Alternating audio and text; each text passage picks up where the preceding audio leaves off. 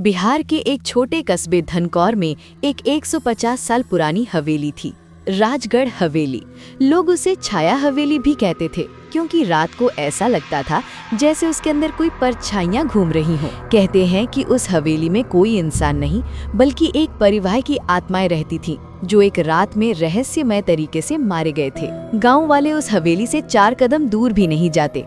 लेकिन कहानी शुरू होती है 4 दोस्तों से। आरव, समीर, नेहा और कविता चारों यूट्यूबर थे और हॉरर कंटेंट बनाते थे। उन्होंने फैसला किया कि इस बार वे सचमुच की डरावनी जगह पर जाकर शूट करेंगे। नेहा ने कहा, लोग कहते हैं कि हवेली के अंदर रात में किसी लड़की की चीखें आती हैं। समीर हंसते हुए बोला, अरे चीखें नहीं, हमारी व्यूज आएंगी। चारों ने रात 10 बजे हवेली में एंट्री मारने का प्लान बनाया। उन्हें नहीं पता था कि हवेली उन्हें बुला रही थी, और एक बार अंदर गए तो कोई बाहर नहीं आया। रात 10:05 चारों हवेली के टूटी खिड़कियों और झाड़ियों से घिरे मुख्य गेट पर पहुंचे। हवेली अंधेरे में काली परछाई की तरह खड़ी थी। हवा में अजीब सड़ा हुआ बदबू थी, जैसे किसी ने पुराने कमरे में गीला कपड़ा छोड़ दिया हो। कविता ने कहा, हमें अंदर नहीं जाना चाहिए, लेकिन कंटेंट के चक्कर में सब चले गए। जैसे ही समीर ने बड़ी जंग लगी कुंडी खींची, दरवाजा ऐसे खुला जैसे किसी ने अंदर से खींचा हो। चारों ने एक दूसरे की तरफ देखा। पहला संकेत मिल गया था, यहाँ कुछ है। हॉल में एंट्री मिलते ही उन्हें दीवारों पर पुरानी तस्वीरें दिखी। हर तस्वीर में एक ही परिवार, एक राजा, रानी और उनकी छोटी बेटी अनन्या। लेकिन सबसे डरावनी बात, हर तस्वीर में परिवार की आंखें काली और खाली थीं, जैसे सब मर चुके हों। चारों ने कैमरा ऑन किया और एक्सप्लोर शुरू किया। आरव ने रूम को स्कैन करते हुए कहा, अगर इस हवेली में कोई आत्मा है तो हमें कोई निशान दिखाओ। और तभी नेहा के पीछे अचानक कोई काली परछाई गुजर गई। कैमरा ने उसे रिकॉर्ड कर लिया। नेहा चीख पड़ी, आरव ये क्या था? जब वे उस कॉरिडोर में पहुँचे तो दीवार पर 3 शब्द खून से लिखे थे, मत आना रात को। कविता की आवाज कांप रही थी, दोस्तों कोई हमें देख रहा है। लेकिन अभी तो असली खेल बाकी था। सबसे ऊपर की मंजिल पर एक छोटा सा कमरा था। दरवाजे पर लिखा था अनन्या।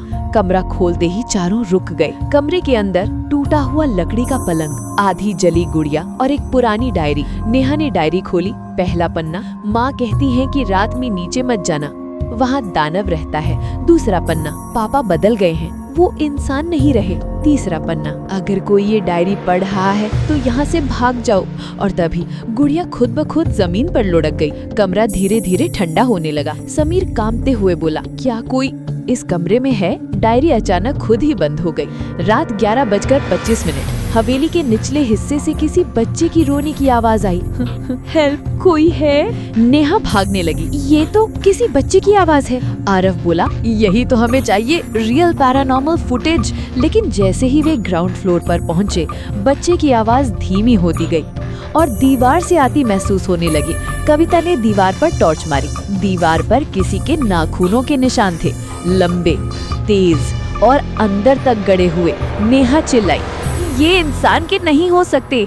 सबसे खतरनाक हिस्सा था हवेली का सीक्रेट बेसमेंट, जिसे बाहर कोई नहीं जानता था। एक तहखाना जिसका दरवाजा आधा दबा था, जैसे किसी ने बंद करने की कोशिश की हो। समीर ने कहा, चलो देखते हैं क्या है अंदर। जैसे ही वे अंदर गए, एकदम भारी बदबू आई, जैसे कोई कई सालों से सड़ रहा हो।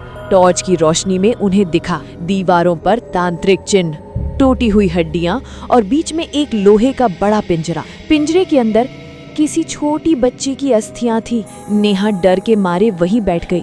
ये अनन्या है, ये लोग तांत्रिक थे, यही लोग उसे मारते थे। और तभी पिंजरा अपने आप हिलने लगा। जैसे ही चारों बाहर भागने लगे, लाइटें बंद होने लगी। कॉरिडोर में आवाज गूंजी, किसने मेरी नींद तोड़ी? छाया से एक बड़ा काला भयानक आकार निकला। उसकी आंखें लाल आग जैसी थीं, चेहरा पिघला हुआ और उसकी लंबाई छत से भी ज्यादा लगती थी। समीर डर के मारे गिर पड़ा। दानव ने गुर्राते हुए कहा, तुम भी उसी की तरह बनोगे जिसने हवेली का सच देखा। चारों जान बचाकर भागे। फिर सबसे पहले नेहा गायब हुई। सीढ़ियों पर चढ़ते चढ़ते उसने किसी को पुकारा, आरव पीछे कोई है। फिर चीख और सन्नाटा। 5 मिनट बाद समीर भी, किसी ने उसे अंधेरे में खींच लिया। अब बस आरव और कविता बचे थे। कविता रोते हुए बोली, हम मर जाएंगे आरव, ये हवेली किसी को नहीं छोड़ती। दोनों भागते भागते उसी तस्वीर वाले कमरे में पहुंचे जहां परिवार की फोटो लगी थी, लेकिन इस बार तस्वीरें बदल चुकी थी। तस्वीरों में अब आरव, नेहा, समीर और कविता की फोटो थी और नीचे लिखा था, हवेली ने नए मेहमानों का स्वागत किया है। आरव चीख पड़ा, ये सब पहले से लिखा था, हवेली हमें कब से देख रही थी। कविता दरवाजे से बाहर निकलने ही वाली थी कि किसी ने पीछे से उसकी गर्दन पकड़ ली। आरव ने देखा, वह दानव था। कविता को अंधेरे में घसीट लिया गया। उसकी चीखें हवेली में गूंजती रहीं। अब बस आरव अकेला था। वो हर कमरे से गुजरता हुआ बाहर भाग रहा था। मुख्य गेट पर पहुंचते ही सुबह का पहला उजाला दिखा, लेकिन गेट अपने आप बंद हो गया। आखिरी आवाज जो बाहर सुनाई दी, एक बार जो हवेली में आता है वो हवेली का हिस्सा बन जाता है। अगली सुबह गांव वालों ने देखा, हवेली के बाहर आरव का कैमरा पड़ा था।